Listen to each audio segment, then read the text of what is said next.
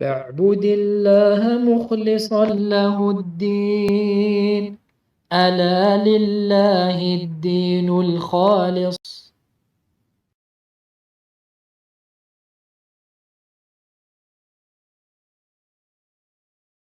الحمد لله والصلاة والسلام على رسول الله وعلى آله وأصحابه ومن والاه. أما بعد، السلام عليكم ورحمة الله وبركاته. فبحمد الله سبحانه وتعالى نواصل دروسنا فيما يتيسر من شرح التمهيد لشرح كتاب التوحيد الذي هو حق الله على العبيد لمعالي الشيخ الصالح ابن عبد العزيز الآل الشيخ حفظه الله تعالى. وما زلنا في باب من تبرك بشجر أو حجر ونحوهما. فقال المؤلف رحمه الله جل جلاله: باب من تبرك بشجر أو حجر ونحوهما، وقول الله تعالى: أفرأيتم اللات والعزى ومناة الثالثة الأخرى، الآيات. عن أبي واقد الليثي رضي الله عنه قال: خرجنا مع رسول الله صلى الله عليه وسلم إلى حنين ونحن حدثاء واحد بكفر، وللمشركين سدرة يعكفون عندها وينوطون بها أسلحتهم يقال لها ذات أنواط، فمررنا بسدرة فقلنا: يا رسول الله، اجعل لنا ذات أنواط كما لهم ذات أنواط. فقال رسول الله صلى الله عليه وسلم: الله أكبر، إنها السنن. قلتم: والذي نفسي بيده، كما قالت بنو إسرائيل لموسى: اجعل لنا إلها كما لهم آلهة. قال: إنكم قوم تجهلون، لتركبن سنن من كان قبلكم. رواه الترمذي وصححه. طيب، إذن قال الشيخ صالح آل الشيخ حفظه الله تعالى ورعاه: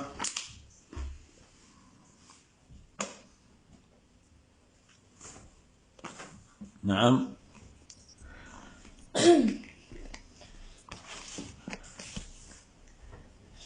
لهذا فإن فعلهم يشمل ثلاثة أشياء كما سبق: التعظيم، وأنهم عكفوا عندها ولازموها، وكذلك التبرك. Donc il avait dit le Cheikh Salih al-Sheikh hafidhahullah ta'ala par rapport au fait de rechercher la baraka à travers un arbre ou une pierre, que cela donc pouvait atteindre le statut de shirk akbar,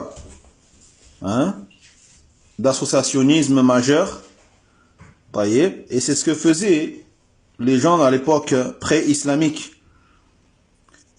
car ces actes-là, les actes qu'ils faisaient, renfermaient trois choses, comme on l'a déjà vu. La première, ta'zim al-ibada, le fait qu'ils glorifiaient ces endroits-là ou ces choses d'une glorification, d'adoration qui ne peut être vouée qu'à Allah Jalla wa Ala. La deuxième chose, le fait qu'ils faisaient ce qu'on appelle al-ukuf, c'est-à-dire qu'ils demeuraient auprès de ces choses-là avec l'intention de se rapprocher d'elles, par espoir en elles, par désir, par peur, par amour pour ces choses-là. Donc tout ceci ne sont que des formes d'adoration. Et la troisième chose, c'est at-tabarruk, c'est la demande de baraka. Donc lorsque la personne réunit entre ces trois choses-là, qui sont la glorification, al-ukuf, le fait de rester un long moment auprès de ces choses-là, avec les intentions mentionnées précédemment, et enfin la demande de baraka, cela fait que cet acte atteindra le degré de shirkun akbar, wal'iyadhu billah.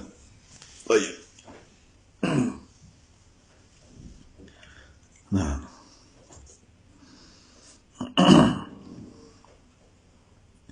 ثم قال: وإذا فيكون الشرك الأكبر ما ضم هذه الثلاثة. وإذا تأملت ما يصنعه عباد القبور والخرافيون في الأزمنة المتأخرة وفي زماننا هذا، وجدت أنهم يصنعون مثل ما كان المشركون الأولون يصنعون عند اللات وعند العزى وعند ذات أنواط، ويعتقدون في القبر، بل يعتقدون في الحديد الذي يسيج به القبر. فترى الناس في البلاد التي يفشو فيها الشرك يعتقدون في الحائط الذي على القبر أو في الشباك الحديدي الذي يحيط بالقبر، فإذا تمسحوا به فكأنهم تمسحوا بالمقبور واتصلت روحهم به، واعتقدوا أنه سيتوسط لهم لأنهم عظموه. فهذا شرك أكبر بالله تبارك وتعالى، لأن فعلهم هذا راجع إلى تعلق القلب في جلب النفع وفي دفع الضر بغير الله جل وعلا، وجعله وسيلة إلى الله جل وعلا كفعل الأولين الذين قال الله فيهم ما نعبدهم إلا ليقربونا إلى الله زلفى. طيب. Donc, il dit par la suite le Cheikh Salih Fidahullah Ta'ala, par conséquent, le shirk akbar apparaîtra lorsque ces trois choses seront réunies. Lorsque ces trois choses seront réunies et conjuguées les unes aux autres. Taïb, al-ta'zim, al-ukuf, wa-tabarruk. La glorification, al-ukuf et la demande de baraka. Donc, lorsque tu as médité sur ce que faisaient ou ce que font les adorateurs des tombes ou les adeptes des fables et des légendes dans les époques récentes ou les époques qui ont succédé aux premières générations, et bien sûr évidemment à notre époque à nous, tu verras que ce qu'ils font est similaire à ce que faisaient les associateurs, les premiers qui adoraient Al-Lat ou qui adoraient Al-Uzza, ou est similaire à ce que faisaient les gens par rapport aux arbres tels que Dhat Anwat, sur lesquels ils accrochaient donc leurs armes en croyant que cela ramenait de la baraka dans leurs armes, etc. Ou ceux qui ont des croyances vis-à-vis des tombes. Il y en a même qui ont des croyances par rapport à la clôture qui entoure la tombe. La clôture qui est faite des fois de fer ou d'autres en métal. C'est pour ça que tu vois les gens dans certains bilad, dans certains pays dans lesquels le polythéisme est répandu, et bien qu'ils ont des croyances particulières vis-à-vis aux murs qui entourent des fois les tombes, ou même les fenêtres qui se trouvent sur les murs de ces mausolées, des fois des fenêtres métalliques ou en fer qui entourent ces tombes-là.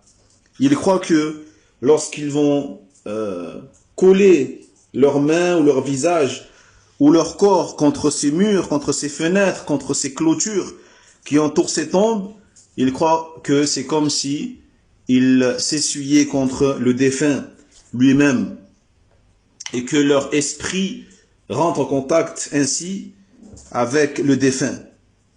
Et en faisant cela, donc, ils pensent que le défunt va intercéder et va être un intermédiaire entre eux et le Seigneur Tabaraka wa Ta'ala. Pourquoi? Parce que ils ont glorifié ce mort.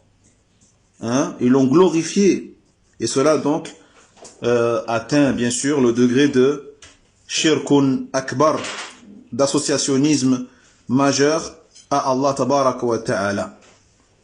Et cela parce que ce qu'ils font en vérité n'est que le résultat de l'attachement du cœur, de l'attachement de leur cœur à ces à ces morts ou à ces tombes avec l'objectif soi-disant de leur ramener un bénéfice ou de repousser d'eux un mal. Voyez? Et donc leur cœur ici, il est attaché à autre que Allah subhanahu wa ta'ala, et ils ont fait de cet acte-là donc soi-disant un moyen de se rapprocher d'Allah subhanahu wa ta'ala comme ils le prétendent de manière mensongère.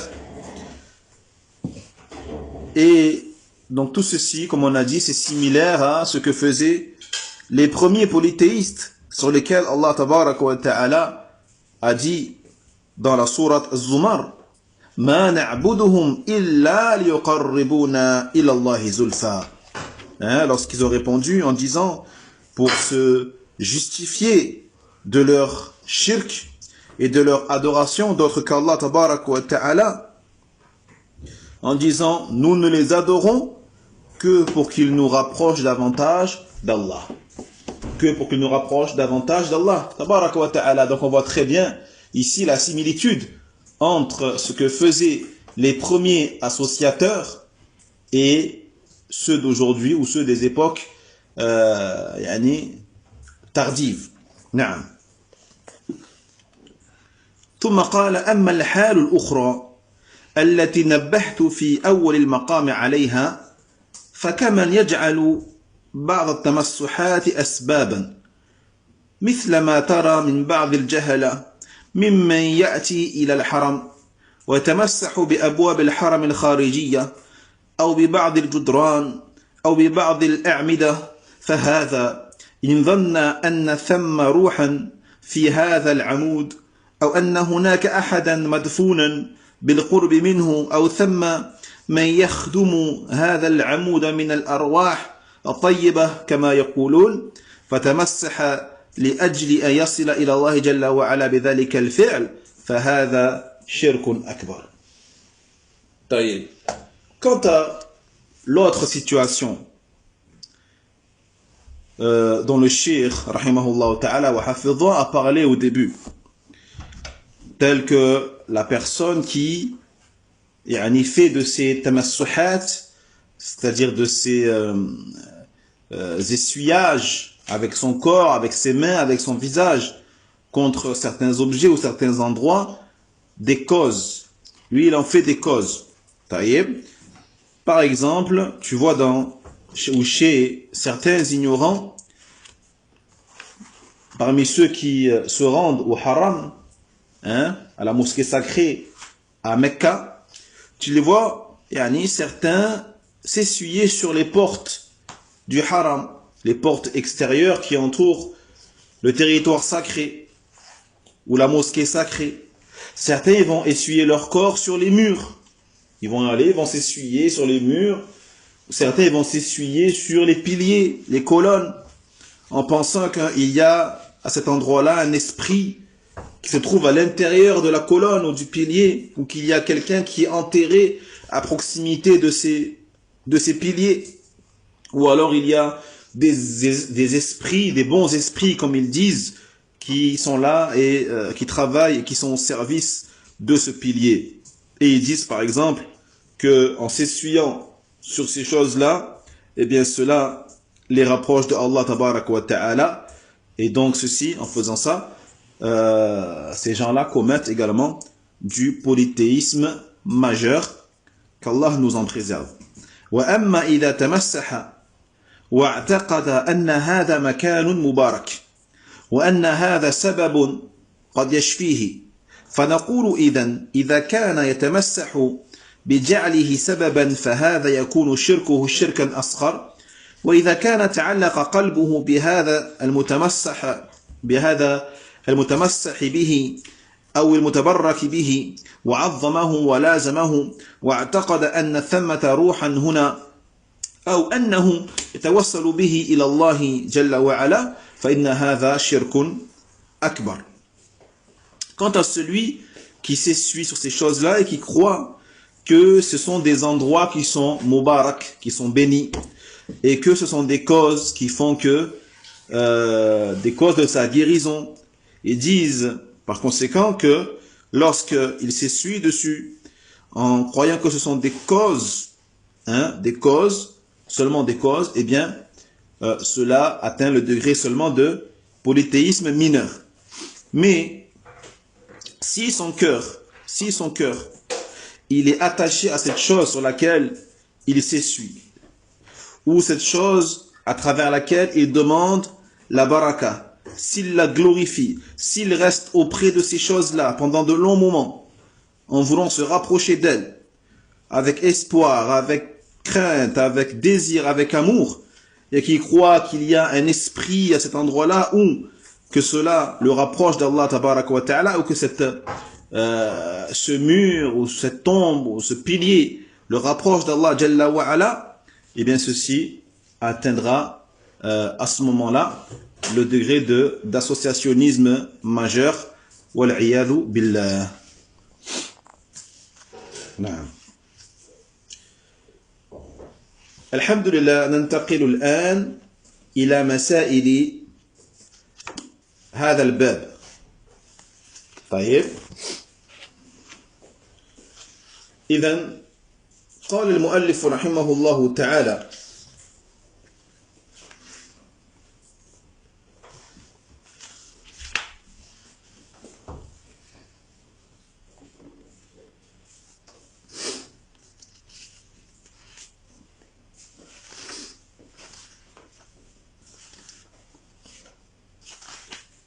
نعم.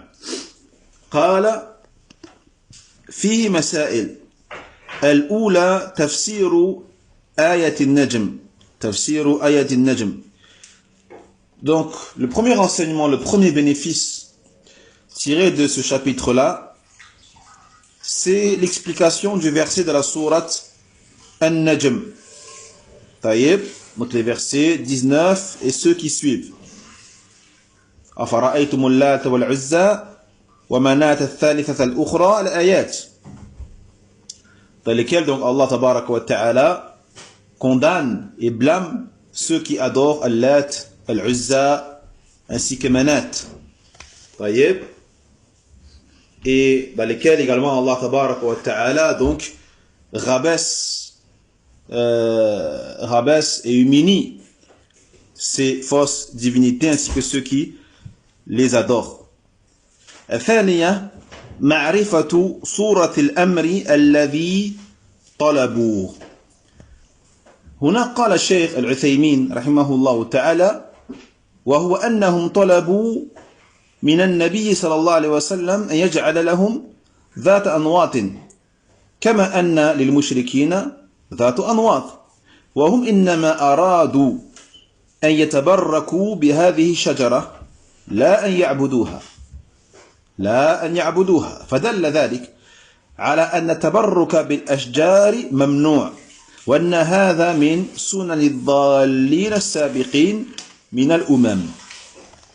Deuxième mas'ala, deuxième bénéfice tiré de ce chapitre, la connaissance de l'image de la chose ou de la réalité de la chose qu'ils ont demandé ici au prophète dans le hadith de Abi Waqid al-Laythi radiyallahu anhu.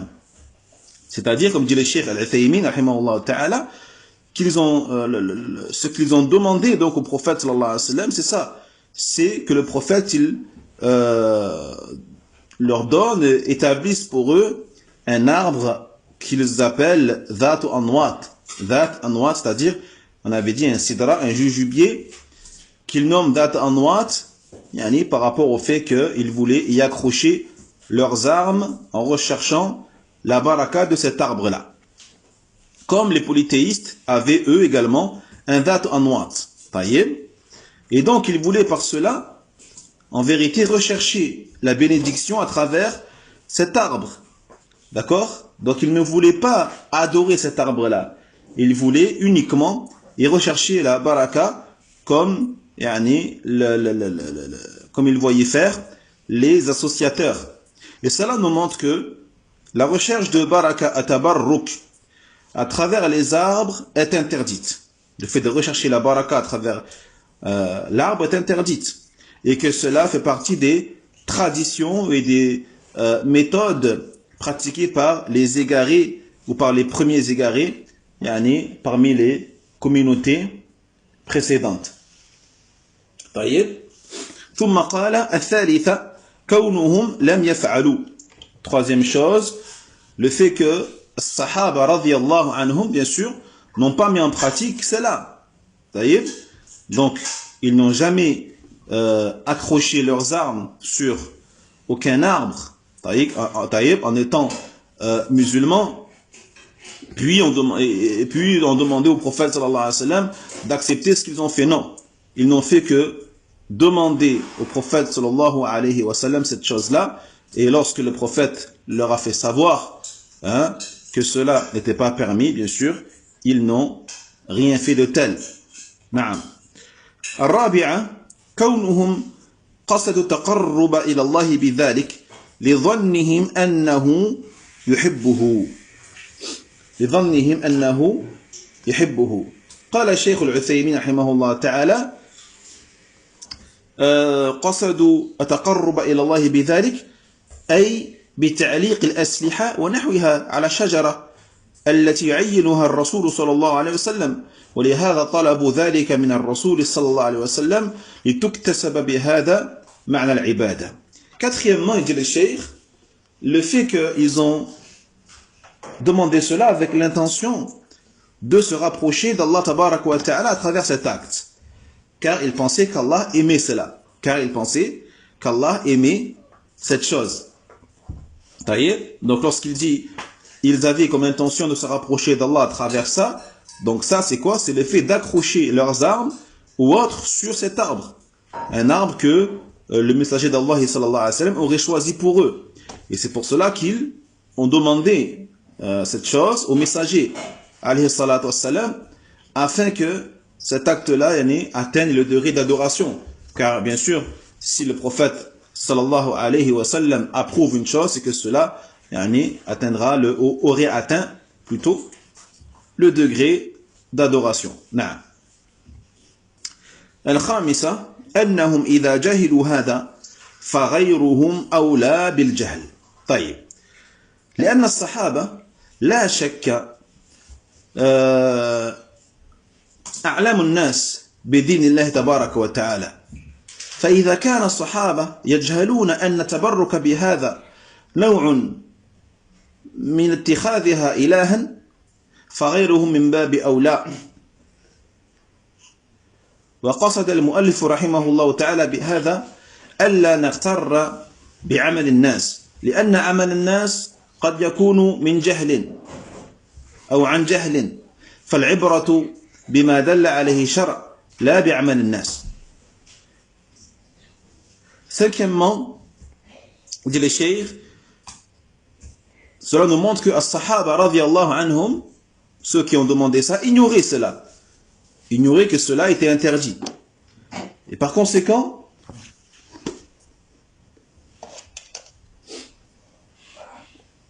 ceux qui ne sont pas des compagnons sont plus à même de l'ignorer, étant donné que les sahaba sont passés à côté de cette chose et ignoraient cette science. Et bien ceux qui ne sont pas des compagnons sont plus à même d'ignorer cette chose-là. Voyez?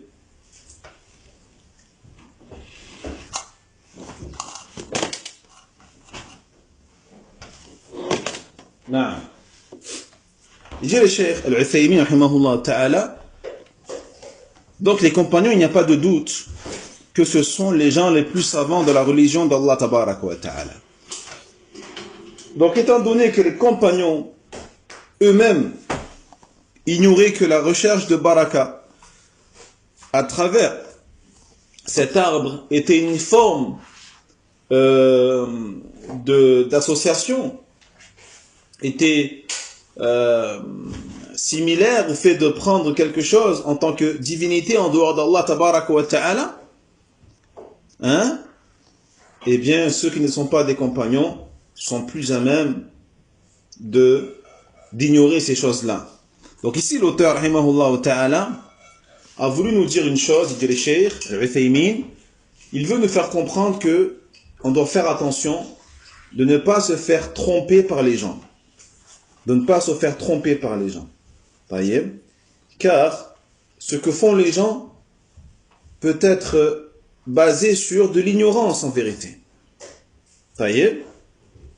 Alors que al-ibra, c'est-à-dire notre critère et notre fondement dans toute adoration et dans tout acte, eh bien c'est ce que est prouvé par la législation d'Allah Tabaraka wa Ta'ala et pas par ce que font les gens. Voyez? Et pas par ce que font les gens.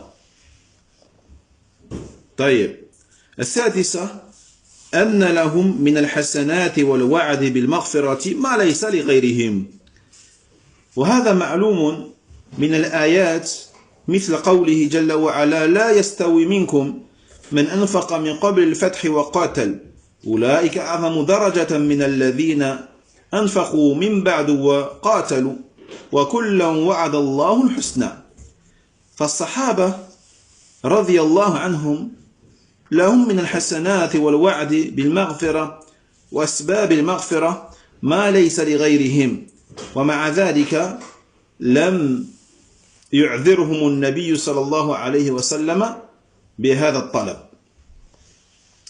Puis il dit sixièmement, il dit que as-sahaba radiyallahu anhum possèdent des bonnes actions et bénéficient également de la promesse de la part d'Allah tabaraka wa ta'ala de pardon, d'un pardon ou une promesse de pardon immense que ne possèdent pas ceux qui ne sont pas des compagnons.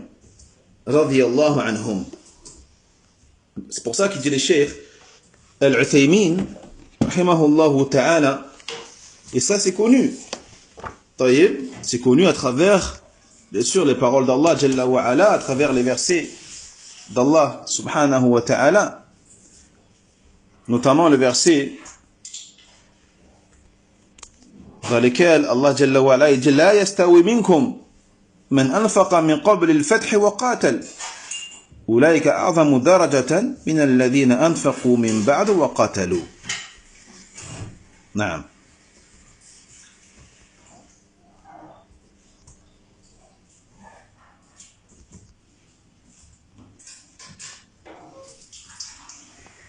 Donc c'est la sourate Al-Hadid, verset 10. Dans le sens rapproché, Allah il dit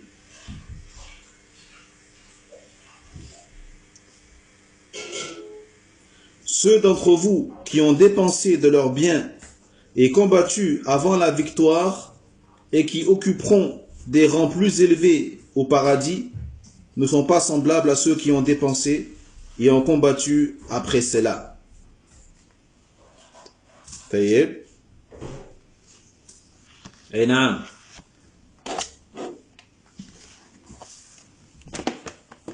Donc les Sahaba,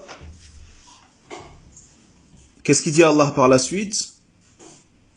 À tous, Allah a promis la plus belle récompense. À tous, Allah a promis la plus belle récompense. Donc les Sahaba radiyallahu anhum ont des bonnes actions et ont la promesse d'Allah tabaraka wa ta'ala d'un pardon immense. Et ont accompli des causes de pardon qui n'existent pas chez ceux qui ne sont pas des compagnons. Mais malgré cela, on voit ici que le prophète sallallahu alayhi wa sallam ne leur a pas bien sûr autorisé de faire ce qu'ils ont demandé. Non. ثم قال السابعة أن النبي صلى الله عليه وسلم لم يعذرهم بل رد عليهم بقوله الله أكبر إنها سنن لتركبن سنن من كان قبلكم فغلظ الأمر بهذه الثلاث. Puis il dit septièmement, le prophète sallallahu alayhi wa sallam donc ne leur a pas permis ou autorisé de faire cela. Au contraire, il a fortement désapprouvé leur demande et il a dit Allahu Akbar. Allah est le plus grand. Allah est plus grand que ce que vous voulez faire. ici comme acte, qui est de l'ordre de l'association. Innaha sunan. Attention, ceci fait partie des habitudes et des traditions des polythéistes. Puis il dit la tarkabun. Certes, vous prenez le chemin ou la voie de ceux qui vous ont précédés. Donc ici, le prophète sallallahu alayhi wa sallam a montré, en disant ces trois choses-là qui sont Allahu Akbar, donc la première chose ici qui montre la gravité de ce qu'ils ont demandé. Puis la deuxième chose, innaha sunan, ça c'est une mise en garde. Et la troisième chose, la tarkabun sanana man kana qablakum, ça c'est aussi une mise en garde contre le fait d'imiter les polythéistes des communautés précédentes. Et wahakada. Taïeb. Donc ici le prophète sallallahu alayhi wa sallam, à travers ces trois expressions-là, nous a manifesté et exposé la gravité de cette demande et a fait une mise en garde contre cette chose. Naam. ثم قال الثامنة الأمر الكبير وهو المقصود أنه أخبر أن طلبهم كطلب بني إسرائيل لما قالوا لموسى اجعل لنا إلها. Huitièmement, la chose ici qui est importante et primordiale, et c'est ce qui est visé ici par l'auteur rahimahullah ta'ala, que le prophète sallallahu alayhi wa sallam leur a dit que leur demande était identique à celle des enfants d'Israël lorsqu'ils ont dit à Moussa alayhi salam donne-nous une divinité comme eux ont leur divinité. Taïb. Donc ça c'est vraiment la comparaison aussi qu'a faite le prophète sallallahu alayhi wa sallam nous montre que ces deux-là sont du shirk. D'accord? Donc ce que on demandait le sahaba, leur demande était du shirk, et la demande des Banu Israël était également du shirk. Wallahu wal musta'an. التاسعة أن نفي هذا من معنى لا إله إلا الله مع دقته وخفائه على أولئك. قال الشيخ العثيمين رحمه الله أي أن نفي التبرك بالأشجار ونحوها من معنى لا إله إلا الله فإن لا إله إلا الله تنفي كل إله سوى الله وتنفي الألوهية عما سوى الله فكذلك البركة لا تكون min ghayri Allahi tabaraka wa ta'ala. Neuvièmement, il dit l'auteur rahimahullah ta'ala que le refus et la négation du prophète sallallahu alayhi wa sallam vis-à-vis de leur demande, cela fait partie du sens même de la parole du tawhid, la ilaha illallah. La ilaha illallah. Et également le fait que cette chose, ce sens, c'est un sens qui est subtil et donc qui était caché à ces compagnons-là. Il dit le Cheikh Al-Uthaymin rahimahullah ta'ala que le fait de désapprouver et de refuser la demande de baraka à travers ces arbres et autres que cela, eh bien fait partie du sens même de la définition de la parole du tawhid, la ilaha illallah. Donc la ilaha illallah s'oppose à toute divinité adorée en dehors d'Allah tabaraka wa ta'ala. La parole la ilaha illallah s'oppose à tout caractère divin pour autre qu'Allah subhanahu wa ta'ala, et donc également la baraka, la bénédiction, ne peut provenir que d'Allah et de personne d'autre. نعم. العاشرة أنه خلف على الفتية أنه حلف أي النبي صلى الله عليه وسلم على الفتية وهو لا يحلف إلا لمصلحة. Dixièmement, on voit ici que le prophète sallallahu alayhi wa sallam, il a juré lorsqu'il a donc exposé le jugement religieux de leur demande, lorsqu'il a dit, vous avez dit walladhi nafsi biyadih, par celui qui détient mon âme dans sa main, c'est-à-dire par Allah tabaraka wa ta'ala. Et il faut savoir que le prophète sallallahu alayhi wa sallam ne jure jamais, ne jure pas s'il n'y avait pas une maslaha, s'il n'y avait pas un intérêt derrière ou une utilité à jurer. Ou alors il jurait aussi parfois pour repousser yani, un mal ou un tort à l'encontre des musulmans ou de l'islam.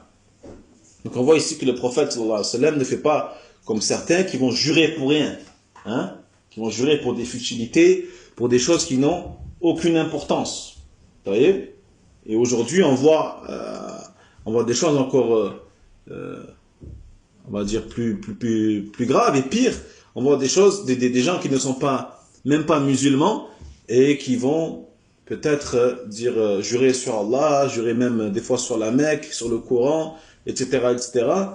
Et ce ne sont même pas des musulmans, voyez, alors qu'on voit ici que le serment, le fait de jurer sur Allah, ta'ala, c'est une adoration, c'est une chose que l'on doit faire que lorsqu'il y a une maslaha, lorsqu'il y a un intérêt particulier, un profit, un bénéfice, ou pour repousser un mal. Taïeb, naam.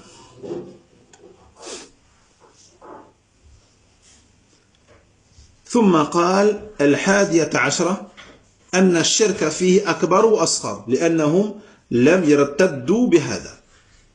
11e chose, on voit à travers ce chapitre que le shirk peut être majeur ou mineur. Majeur ou mineur. Donc dans le hadith d'Abu Waqid al-Laythi, radiyallahu anhu, on voit que ce n'est pas du shirk akbar, ce qu'ils ont demandé, car ils n'ont pas apostasié de l'islam. Donc ils n'ont pas apostasié de l'islam. Donc on voit qu'il y a une forme de shirk qui ne fait pas sortir de l'islam. Celui-là, c'est le shirk mineur, asra. ثم قال 18 قولهم ونحن حدثاء عهد بكفر فيه أن غيرهم لا يجهل ذلك. قال الشيخ العثيمين رحمه الله تعالى نعم معناه أنه يعتقد عما طلبوا حيث طلبوا أن يجعل لهم ذات أنواط. طيب معناه أنه يعتذر عما طلبوا حيث طلبوا أن يجعل لهم ذات أنواط فهم يعتذرون لجهلهم بكونهم حدثاء عهد بكفر وأما غيرهم ممن سبق إسلامه فلا يجهل ذلك وعلى هذا فنقول إنه ينبغي للإنسان أن يقدم العذر عن قوله أو فعله حتى لا يعرض نفسه إلى القول أو الظن بما ليس فيه ويدل لذلك حديث الصفية حين شيعها رسول صلى الله عليه وسلم وهو معتكف فمر رجلان نعم من الأنصار فقال لهما إنها صفية بنت حيي. Donc il dit ici dans le 12e point, il dit que lorsque Sahaba radiyallahu anhum, ils ont dit nous étions nouveaux dans l'islam. نحن حدثاء عهد بكفر. Ça veut dire que cela ne faisait pas longtemps qu'ils avaient quitté leur état de mécréance et d'associateurs.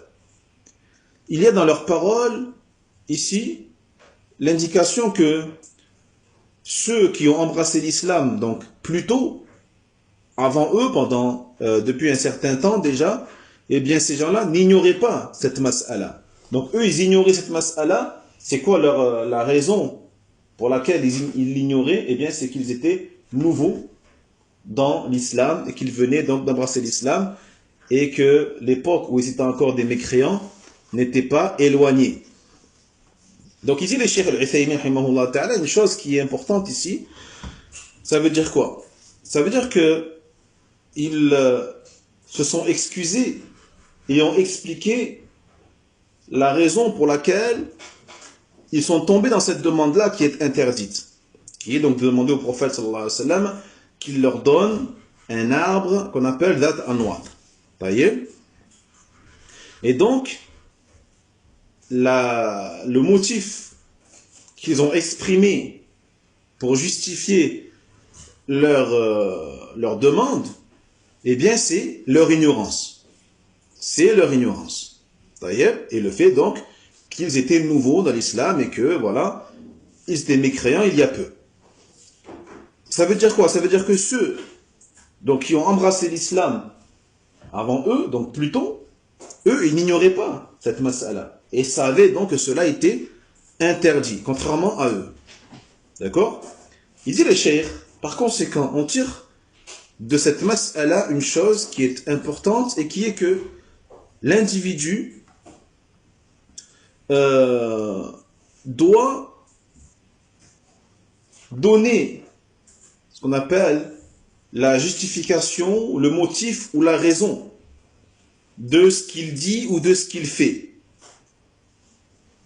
Lorsqu'il y a un risque, que les gens disent sur lui ou pensent sur lui une chose qui n'est pas juste et qui n'est pas vraie. D'accord? Lorsque tu as dit une parole, que tu as fait quelque chose, que les gens peuvent mal interpréter. D'accord? Que les gens pourraient mal interpréter.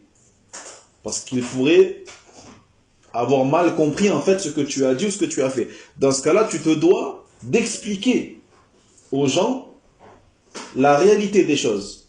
Pour ne pas qu'ils disent sur toi quelque chose qui est fausse. Pour ne pas qu'ils pensent sur toi quelque chose qui est faux. Et il dit, la preuve de cela, c'est quoi? C'est le hadith de Safiya. Un hadith de Safiya dans lequel elle rapporte qu'un jour, elle était venue voir le prophète sallallahu alayhi wa sallam alors qu'il était en état d'i'tikaf dans la mosquée. L'i'tikaf dans la mosquée, c'est le fait d'avoir l'intention de rester à la mosquée par adoration pour Allah tabaraka wa ta'ala, de ne pas en sortir pendant un certain temps. Vous voyez?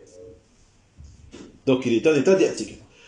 Donc son épouse, sa fille, qui était donc son épouse, est venue le voir, donc ils ont discuté pendant un moment, puis il l'a raccompagné chez elle. D'accord? Il l'a raccompagné chez elle. Puis tout à coup, deux hommes des Ansar, d'accord, du clan des Ansar, ils sont passés, taillés, et ils n'ont pas vu que c'était sa fille, l'épouse du prophète sallallahu alayhi wa sallam. Ou le prophète, il s'est dit, peut-être qu'ils n'ont pas reconnu sa fille, et qu'ils croient que c'est une femme étrangère.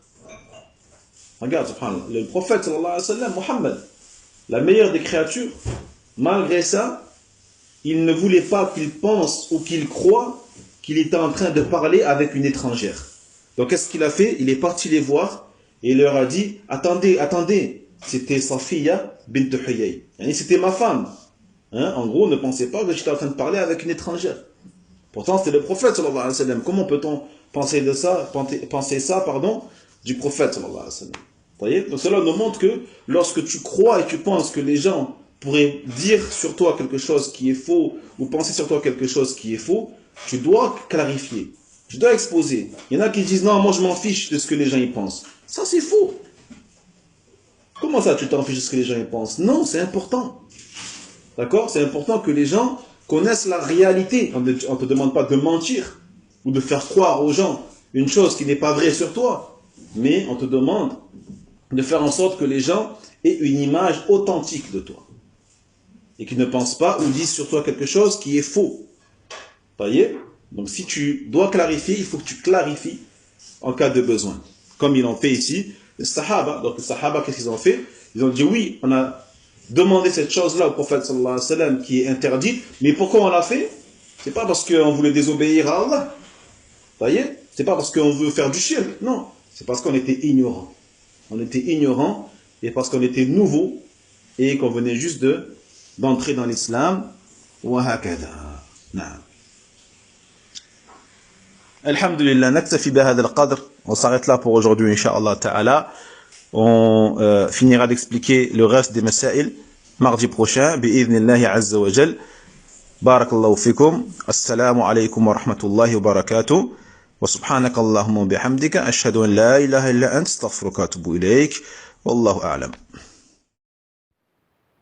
وينجي الله الذين اتقوا بمفازتهم لا يمسهم السوء ولا هم يحزنون